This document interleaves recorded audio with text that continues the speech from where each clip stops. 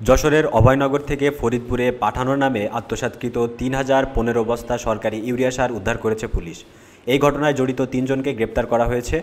বুধবার রাতে জেলা পুলিশের মিডিয়া সেল থেকে এই তথ্য নিশ্চিত করা হয়েছে। গ্রেপ্তারকৃতদের আদালতে সোপর্দ করা হয়েছে।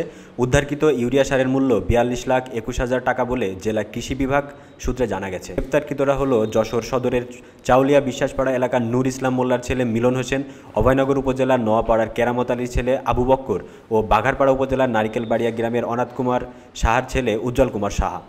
পুলিশ জানায়, নোয়াপাড়ার বিভিন্ন ঘাট হতে ফরিদপুর জেলার টেপাখোলা বাফার গোডাউনে সার পাঠানোর জন্য সার ব্যবসায়ী মোস্তাফিজুর রহমান তার পূর্ব পরিচিত মিল্টন হোসেন ও আবু বক্করের সঙ্গে আলোচনা করেন।